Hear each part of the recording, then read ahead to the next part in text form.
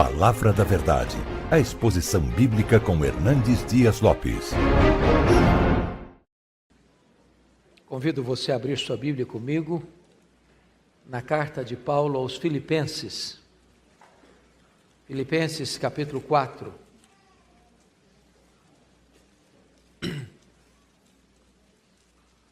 Nós faremos a leitura dos versos 6 ao verso 9. Filipenses 4, 6 a 9.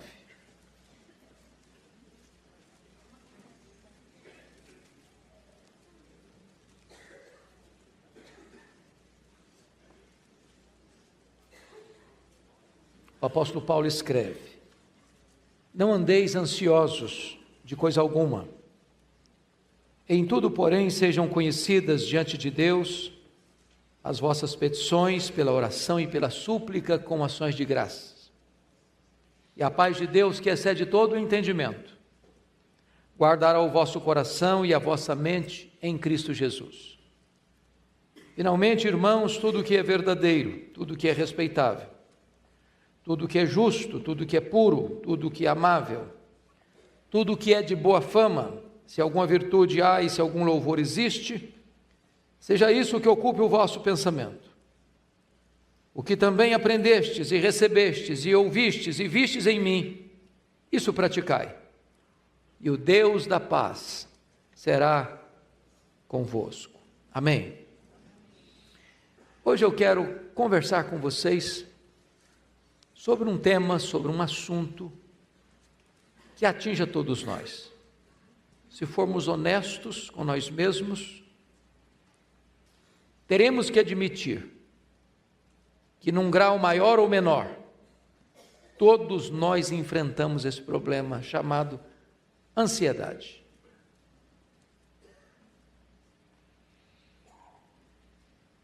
Segundo a Organização Mundial de Saúde, mais de 50% das pessoas que passam pelos hospitais são vítimas dos chamados problemas e doenças psicossomáticas. Os problemas da vida vão grudando em nós e nós vamos somatizando isso. E muitas vezes nós ficamos extremamente ansiosos, a ponto de um dos mais expoentes representantes da psicologia, Rollo May, afirmar que a ansiedade é o mais urgente e o mais grave problema da nossa geração. A ansiedade é democrática, ela atinge a todos, até as crianças. É curioso como nós estamos vivendo hoje a geração de crianças ansiosas. Também puderas, né? Também puderas.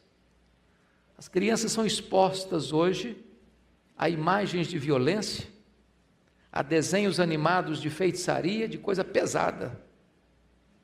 Alguém já brincou que se você tiver coragem de assistir todos os desenhos da televisão brasileira, de noite você não dorme com a luz apagada.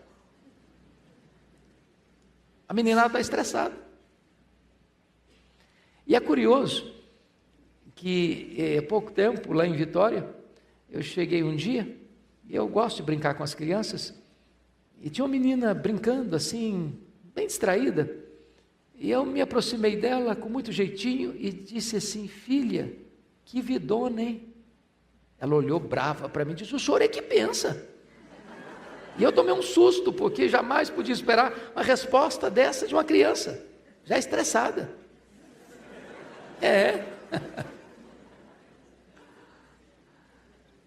Mas a ansiedade atinge os nossos adolescentes, é uma briga com o espelho, as espinhas no rosto, a pressão da família em relação a vestibular, a Enem, resultados.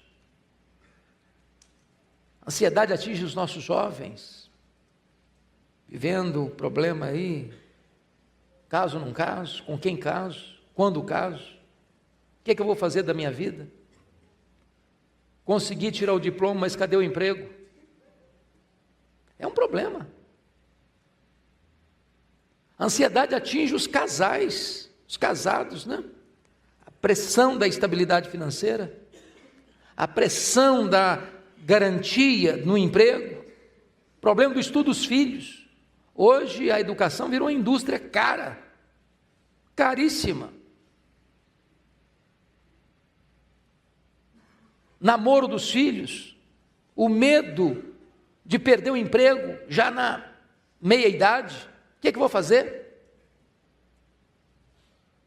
A ansiedade atinge os idosos, medo de doença, medo de solidão, medo em relação aos filhos, aos netos. E eu vou fazer uma perguntinha para você agora.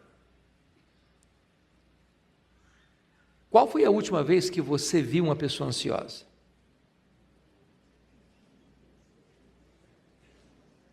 Eu acho que deve ter sido hoje, não? Você se olhou no espelho antes de vir para cá.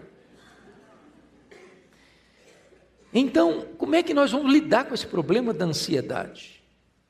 Muitas pessoas acham que você resolve isso ir na farmácia comprando um ansiolítico. Você toma um bom remedinho, dá uma relaxada, mas você tratou do sintoma, mas não da causa. Como é que a gente lida com isso? Bom, Paulo trata desse assunto no texto que nós lemos. E ele primeiro diagnostica o problema, no versículo 6. Veja comigo. Não andeis ansiosos de coisa alguma, em tudo, porém, sejam conhecidas diante de Deus as vossas petições, pela oração, pela súplica, com ações de graça. Então, quais são essas causas da ansiedade? Se você percebeu, lendo esta epístola, você vai notar que em cada capítulo desta carta, Paulo trata de um problema que pode gerar ansiedade. No capítulo 1, ele diz que as circunstâncias da nossa vida podem produzir ansiedade em nós. Hoje, todos nós lidamos com circunstâncias difíceis. Você planeja uma coisa, acontece outra. Você sai de casa para trabalhar, bate o carro.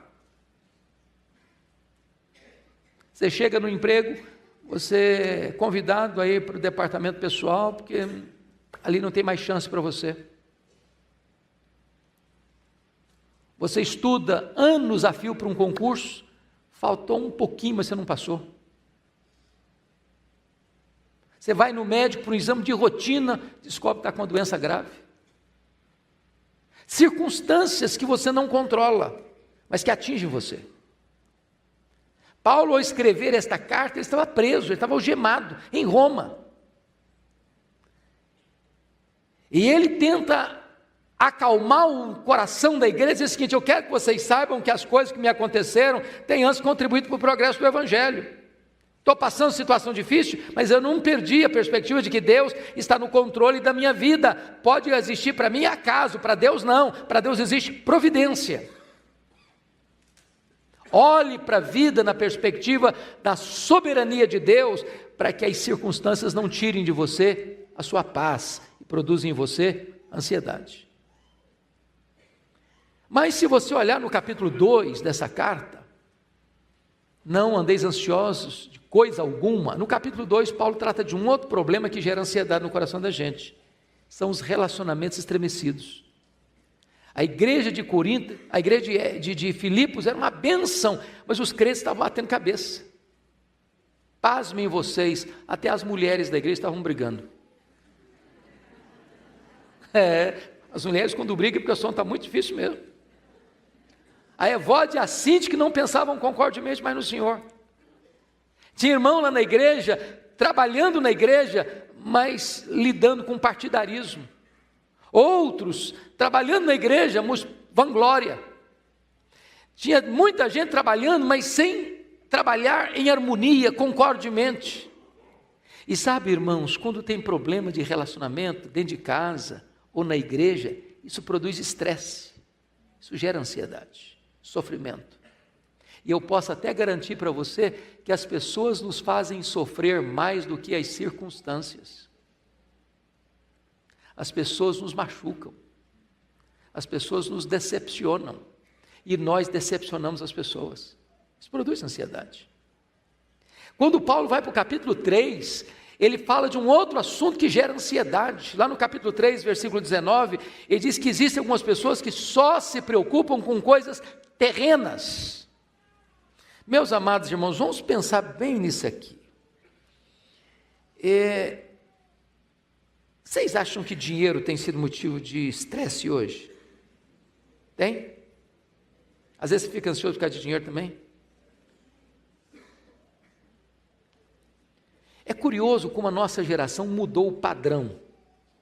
Por isso tanta ansiedade. Por exemplo, na década de 50, nós consumíamos 5 vezes menos do que consumimos hoje. E não estamos mais felizes por isso. O luxo do ontem tornou-se necessidade do hoje. Pega o universo infantil, por exemplo. Quem tem a minha idade aqui, a não ser que tenha nascido num berço de ouro, se lembra que você, quando era criança, tinha um brinquedo. E às vezes que você mesmo fez, porque não tinha dinheiro para comprar. Você está frustrado por causa disso? Está complexado por causa disso? Tá não. Hoje, quando a criança nasce, ela tem mais brinquedo que ela consegue brincar a vida inteira. Mas compramos mais. Nós entramos num mundo de consumismo inveterado. Nos endividamos por isso. Compramos com leves 10 suaves prestações que vão vencer e você vai ter que pagar. Fica prisioneiro de cartão de crédito que tem um juro astronômico, depois você fica com um garrote no pescoço, sufocado. Mas a compulsão da compra, as placas do comércio tão convidativas, leva você a comprar o que você não precisa, às vezes até com dinheiro que você não tem, para impressionar a pessoa que você nem conhece. Isso gera o quê? Ansiedade. Agora pense comigo que quando Paulo está tratando de ansiedade, alguém já disse que a ansiedade é você ser crucificado entre 2 ladrões. O ladrão do passado e o ladrão do futuro. O ladrão do passado é o remorso, o ladrão do futuro é a preocupação. Tem gente que está ansiosa hoje porque não resolveu os problemas do ontem.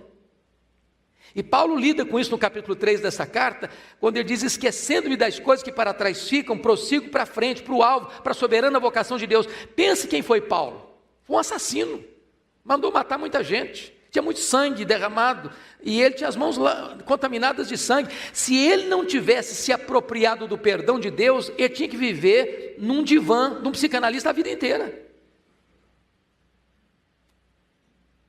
Então talvez você precise fazer aí uma faxina no seu passado, quebrar alguns grilhões, romper algumas cadeias, algumas reminiscências amargas. Você que às vezes foi machucado na sua infância, foi abusado sexualmente na sua infância, ou você que sofreu algum bullying na escola e até hoje você carrega traumas e dores na alma, você precisa deixar o passado no passado, para que o passado não seja uma assombração no seu presente. Mas também a ansiedade é você ser crucificado diante de um outro ladrão chamado preocupação. Aí é o problema do amanhã. Você não vive hoje porque você está preocupado com o amanhã. O amanhã nem chegou ainda e você já está ansioso. Então, é muito importante entender aqui algumas coisas.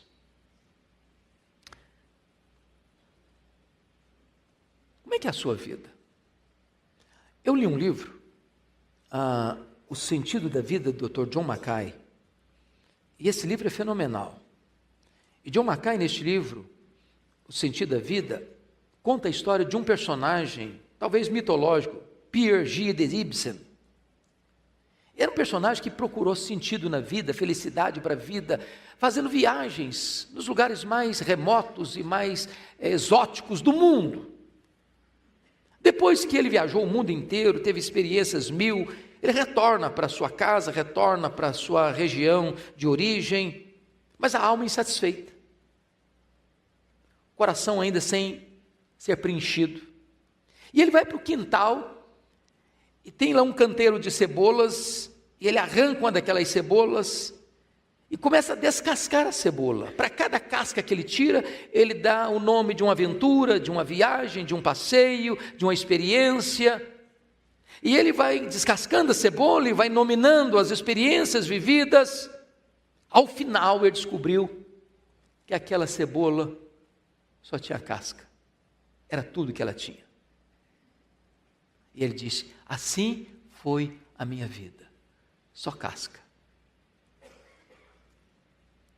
Tem muitas pessoas que estão vazias, porque elas estão buscando sentido naquilo que não tem sentido. Estão ansiosas.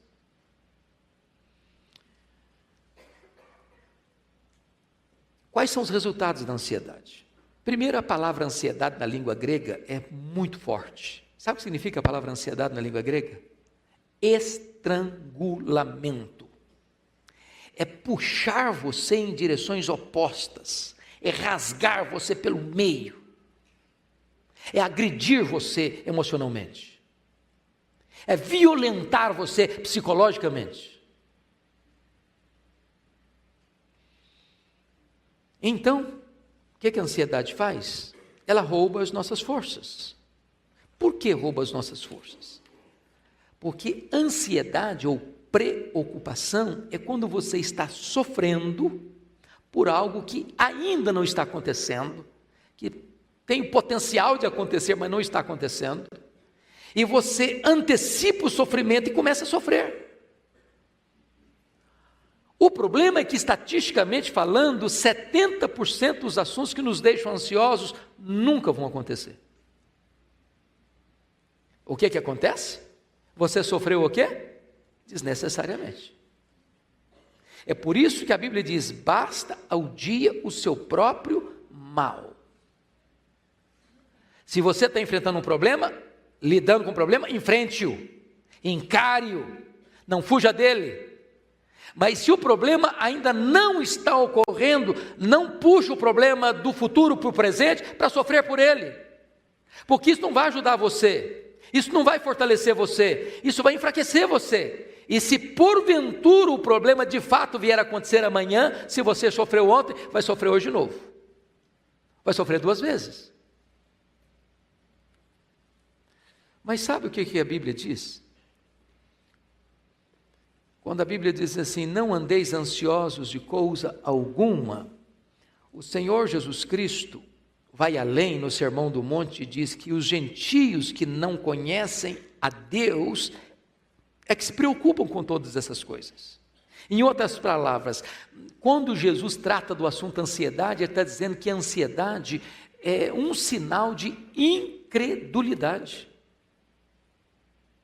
Eu fico ansioso porque, na verdade, eu penso que Deus não é suficientemente bom, nem suficientemente amoroso, nem suficientemente poderoso para cuidar da minha vida. Eu fico ansioso quando eu trago para mim mesmo a solução dos meus problemas. Eu descreio da providência de Deus, eu descreio do cuidado de Deus, eu descreio do controle pleno de Deus na minha vida, na minha história, e então eu tomo nas minhas próprias mãos, e como eu não sou suficientemente forte, ou sábio, ou poderoso para resolver os meus problemas, eu fico ansioso. É um ato de incredulidade. Talvez o que nós pudéssemos pensar agora é lembrar o que Paulo escreveu aos Romanos 8:28. Ele diz assim: sabemos que todas as coisas cooperam para o bem daqueles que amam a Deus, daqueles que são chamados segundo o seu propósito. Irmãos, você crer nisso, confiar nisso, traz descanso para a alma. Ele não diz nós sentimos, ele não diz nós imaginamos, ele diz nós sabemos.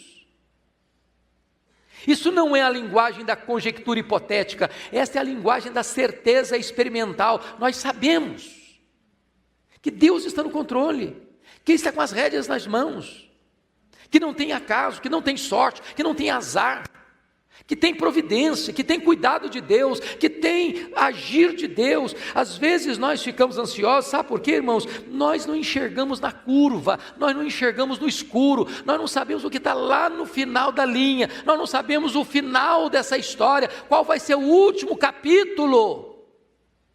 A gente sofre, porque não crê que Deus está no controle.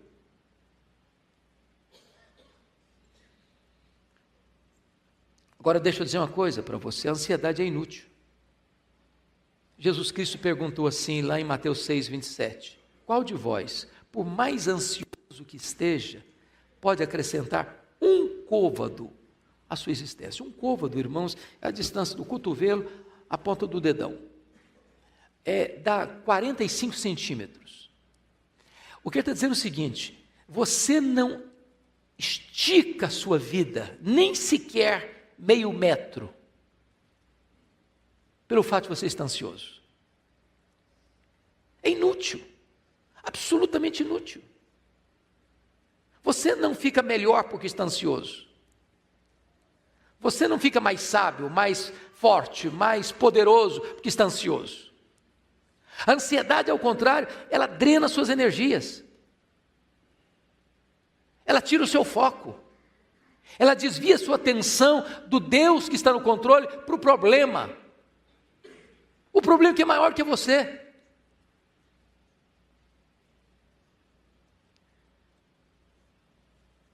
Tem horas que talvez o que a gente precisava fazer é o que Pedro recomendou: lançando sobre ele toda a vossa ansiedade, porque ele tem cuidado de vós.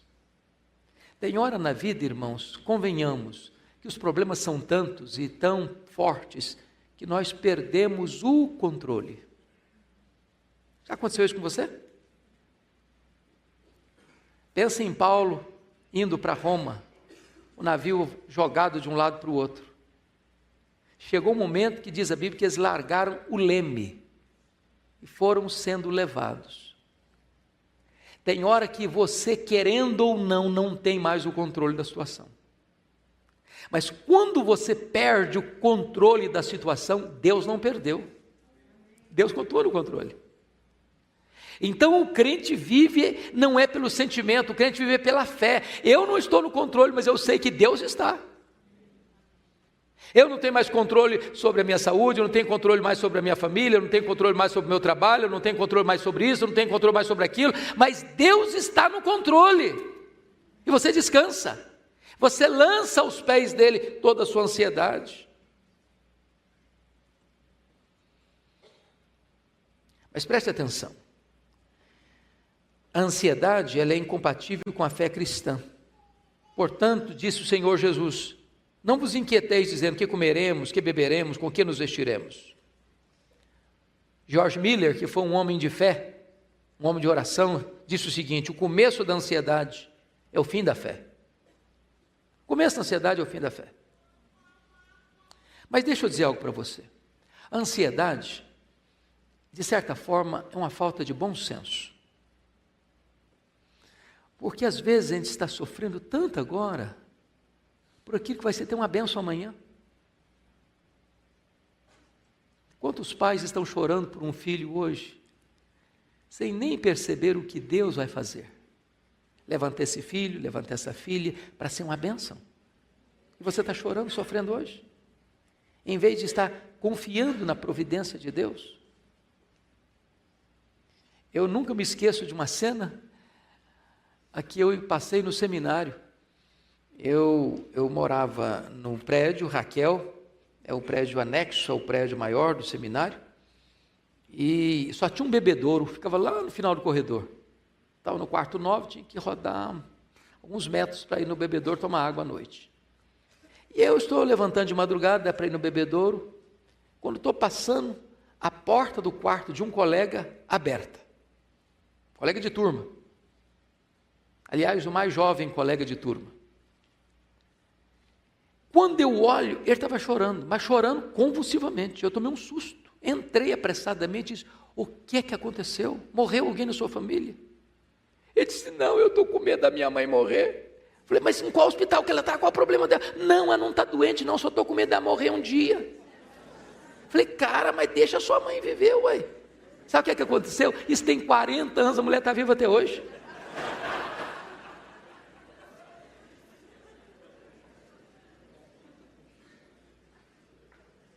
É falta de bom senso, você sofrer, você não está no controle. Calma, descansa, entrega para Deus, confia.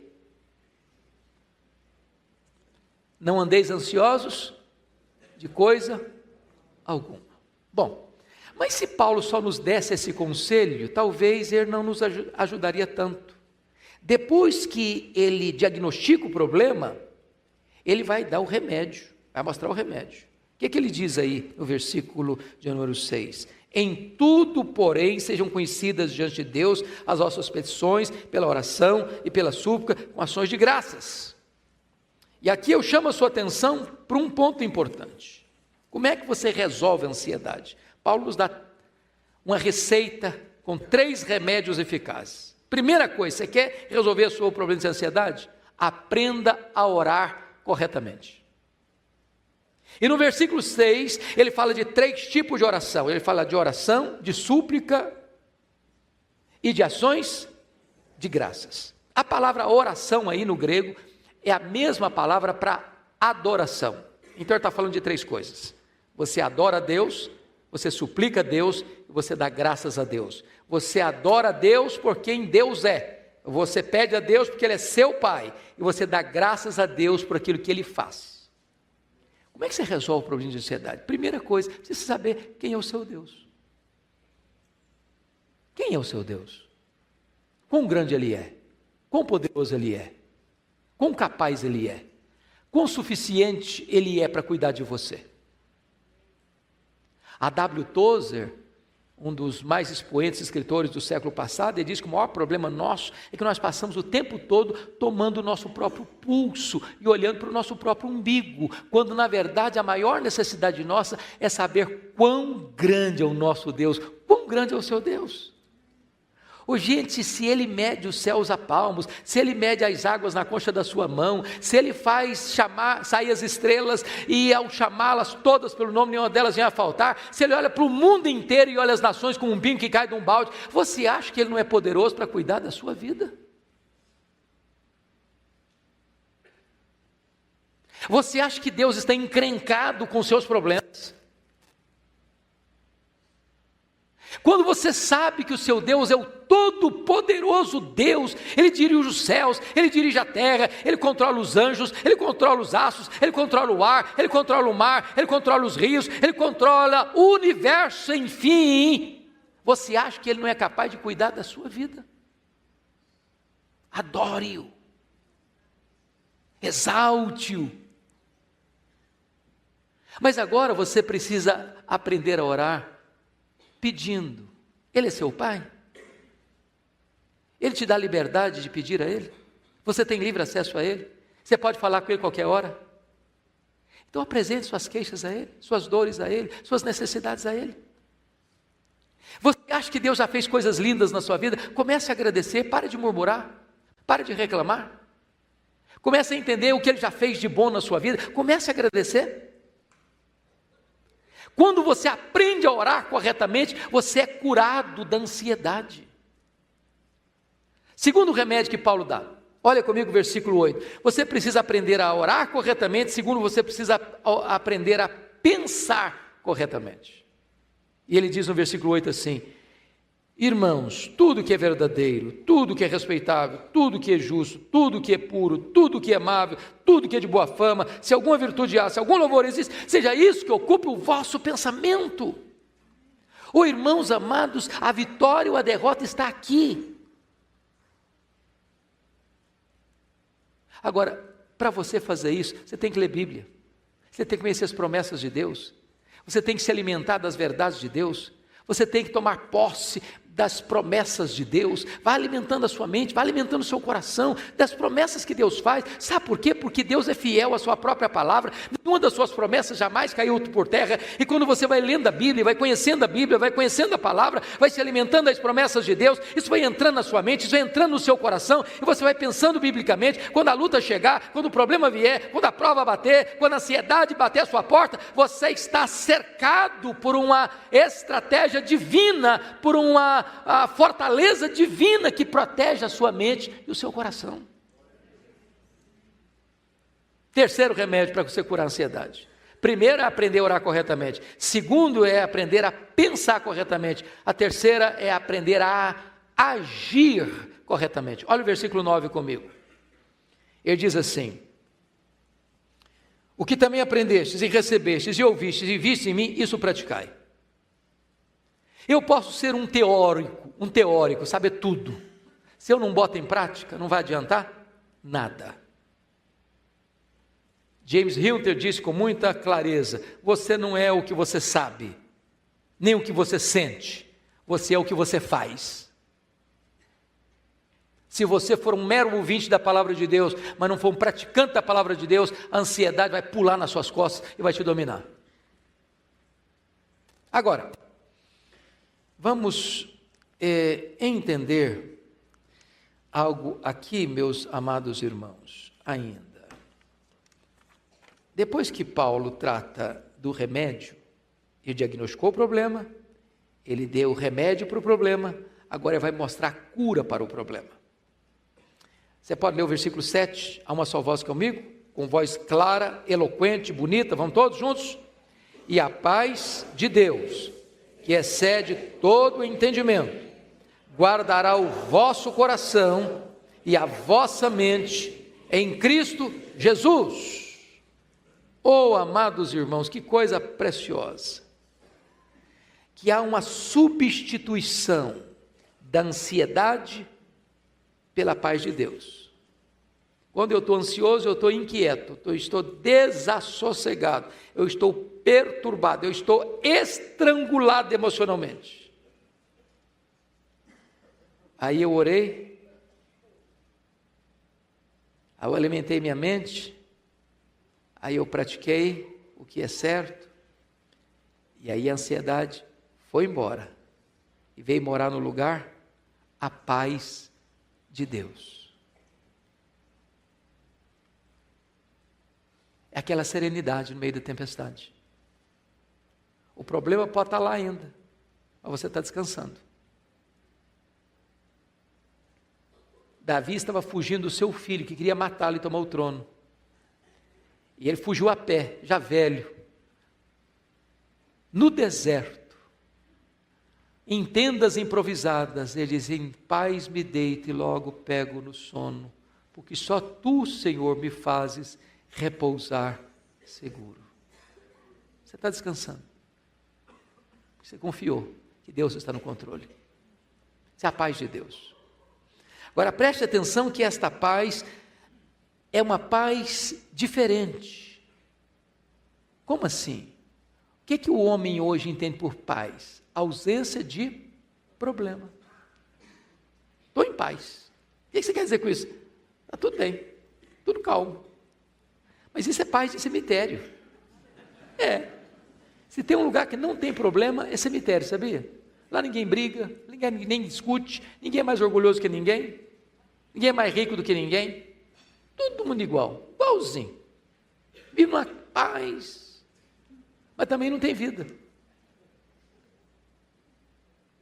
A paz coexiste com a dor, com as lágrimas. Não é paz de mosteiro, não é fuga dos problemas. É saber que Deus está no controle da situação. Deixa eu lhes dar 2 exemplos. Quando eu leio a Bíblia, eu não encontro humanamente falando, um ser humano como você e eu, ninguém cujo sofrimento suplantasse o sofrimento de Jó. Você conhece? Você sabe o que é um cara rico? Rico não, o mais rico e a falência? Ô, gente, quem sempre viveu na magrela, está acostumado, come pão com salão, feliz da vida. Mas o cara acostumado com caviar, para tomar um caldo de cana e comer um pastel na esquina, ele faz cara feia. O Jó foi à falência. Você sabe o que é um pai? Eu não sei, espero em Deus nunca saber, na prática. O que é um pai levar para o cemitério todos os seus filhos num único dia? Você já imaginou um quadro desse? Você já imaginou o que é você quebrado, enlutado, com a doença que abre ferida da cabeça aos pés? E o seu corpo vira uma carcaça humana? Você sabe, numa hora dessa, o seu cônjuge, a única escora que você tinha, dizer para você assim: morre logo, mas antes de morrer, amaldiçoa a Deus primeiro. Você sabe o que é um ser humano numa situação dessa, ainda sofrer acusações pesadíssimas dos seus amigos, todas mentirosas?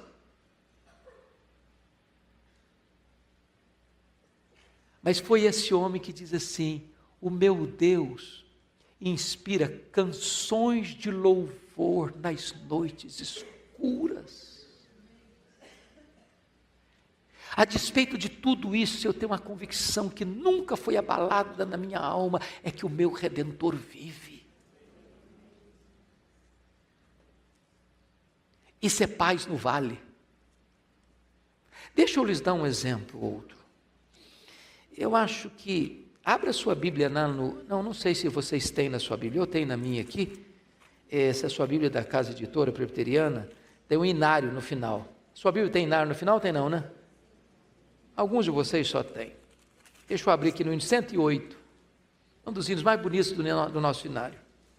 Você conhece: se paz a mais doce me deres gozar, se dor a mais forte sofrer, ó seja onde for, tu me fazes saber que feliz com Jesus sempre sou. Sou feliz com Jesus, sou feliz com Jesus meu Senhor. Aí você diz: esse homem devia estar muito feliz nesse dia que compôs essa música. Que música linda! Mas quem compôs essa música? Quem compôs essa música foi um advogado presbiteriano, convertido a Cristo pelo ministério de Dwight Lyman Moody, um homem muito rico em Chicago. E esse homem, que nasceu em 1828 e morreu em 1888, em 1861, ele casou-se com Ana. Nasceu um filho, e o menino morreu com 4 anos de idade, no dia 9 de outubro de 1871. Em 1873, ele vai para a Europa para encontrar com Moody, e mais tarde, ele enfrenta um grande problema, um incêndio. Ele estava fora de casa, um incêndio atinge Chicago, destrói muito da cidade de Chicago.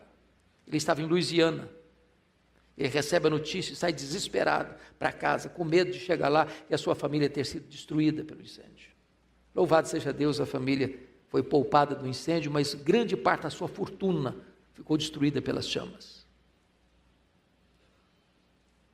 No dia 22 de novembro de 1873, ele resolve ir com a família no navio Ville de Havre, de Nova York para a Europa, para um tempo de descanso. Na véspera da viagem não consegue embarcar. Manda a sua esposa, suas 4 filhas. Aquele navio afundou, matando 226 pessoas. No dia 1º de dezembro de 1873, ele recebe um telegrama da sua esposa: salva, porém só. As 4 filhas morreram no naufrágio. Dr. Spafford pega um navio e vai para a Europa ao encontrar sua esposa. E ele pede ao comandante para mostrar para ele exatamente o local do naufrágio onde suas filhas morreram. E ele, que nunca tinha composto nenhuma música, escrito nenhuma poesia, quando ele vê o local, o Deus que inspira canções de louvor nas noites escuras, colocou no coração dele esta música: se paz a mais doce me deres sofrer, se dor a mais forte sofrer, ó seja o que for, tu me fazes saber que feliz com Jesus sempre sou. Sou feliz com Jesus, meu Senhor. Mas o estribilho no original é mais forte ainda, porque no original o estribilho é este: It's well with my soul. It's well with my soul. Está tudo bem com a minha alma. Está tudo bem com a minha alma. Está tudo bem com a minha alma. Esta é a paz de Deus que excede todo o entendimento. Paulo termina dizendo que a paz de Deus que excede todo o entendimento guardará o vosso coração e a vossa mente em Cristo Jesus. E a palavra guardará aqui no grego é colocar sentinela, colocar uma soldadesca. Quando você...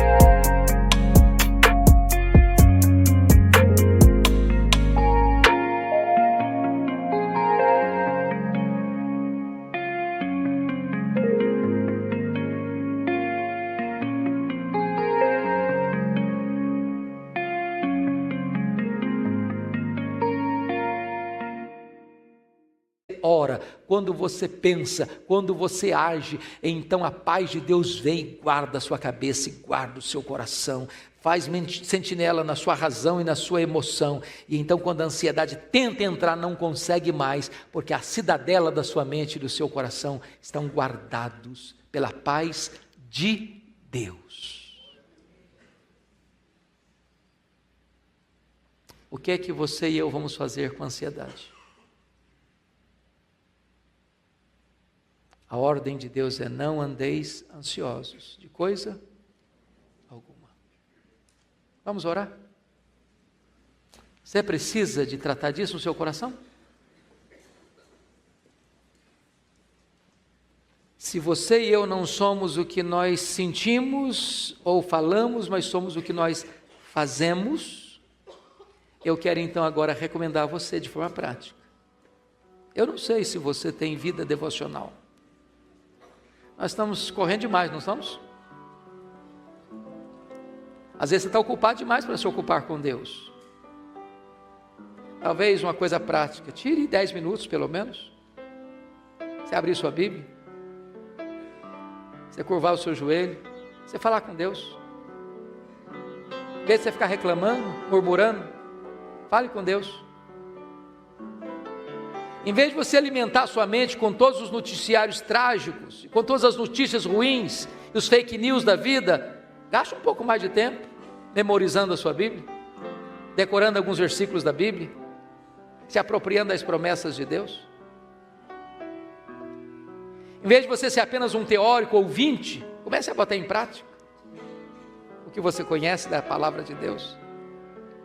Vai acontecer um milagre na sua vida. A ansiedade vai embora e a paz de Deus vai entrar, vai guardar a sua cabeça e o seu coração. Vamos ficar em pé. Pastor Arival, o senhor ora por nós, por favor?